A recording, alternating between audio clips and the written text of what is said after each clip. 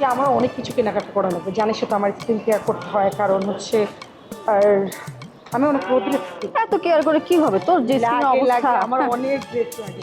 তোর ড্রেস ও আমি না ভুলে গেছি রে, টাকা রেখে আমি টাকাটা হাতে নিয়ে আবার রেখে চলে আসছি। আমি ভুলে গেছি, তুই একটা কাজ কর, তুই আমাকে 2000 টাকা দিস, ওই যে আমি যে তোর কাছে পাই। তুই আমার কাছ থেকে 2000 টাকা পাস মানে? আশ্চর্য, আমি তো তোর কথা মাথা মুন্ডু কিছুই বুঝতেছি না। হোমা, আমার বয়ফ্রেন্ড তোকে ওই দিন 2000 টাকা দিল না, ওই 2000 টাকা। ছি হ্যাপি ছি, তুই এত ছোট লোক। ভাইয়া আমাকে স্নেহ করে ভালোবেসে 2000 টাকা গিফট করছে, আর তুই কিনা এই সুযোগে আমার কাছ থেকে ফেরত চাচ্ছিস। ছি, কেন তোকে গিফট করবে? সে কি তোর বয়ফ্রেন্ড লাগে? তুই কি তার সাথে প্রেম করে? সে আমার বয়ফ্রেন্ড লাগে, সে আমাকে ডাইরেক্ট দিতে পারতেছিল না, যার জন্য তোর হাতে দিছে, তোর মাধ্যমে সে ভাবছে যে তুই আমাকে দিবে। তার মানে কি তুমি আমার বয়ফ্রেন্ডের টাকা মেরে দিবা?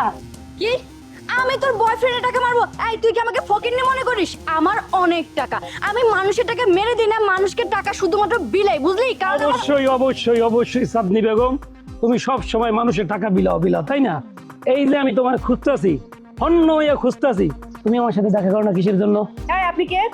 আপনি কে? হ্যাঁ আমাদের কথা মাঝখানে আপনি কেন আসছেন? চিন্তা করছেন আপা, আমি কে?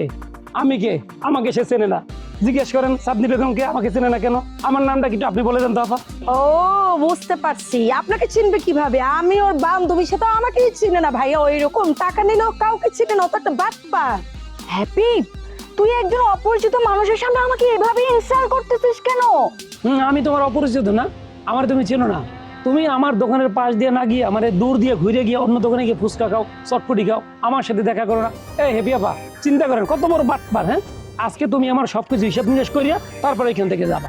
তুই চিনোস তাকে? হ্যাঁ, ও হচ্ছে লাভলু ভাই। ওর দোকান থেকে আমি কত ফুচকা চটপটি খাইছি না, কত রং চা খাইছি না, আদা দিয়ে লবঙ্গ দিয়ে।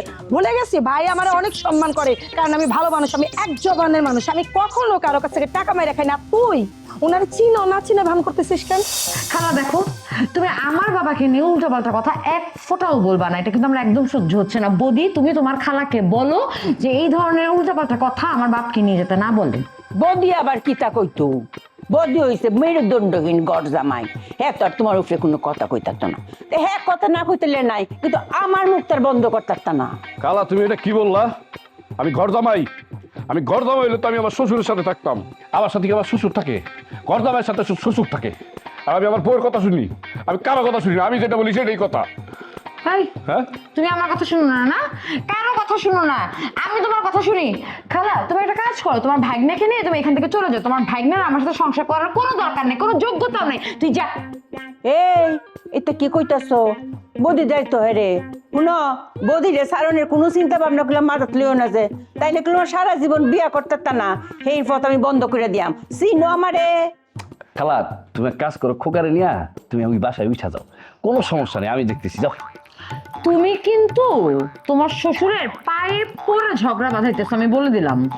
নুরজাহান, বদি আর কুকা তো বন্ধু মানুষ, হেরারটা হেরারি বুঝতে দাও, বুঝছ? এ বদি তুই তাক, সাবধানে তাইস, আমি গেলাম। ঠিক আছে খালা।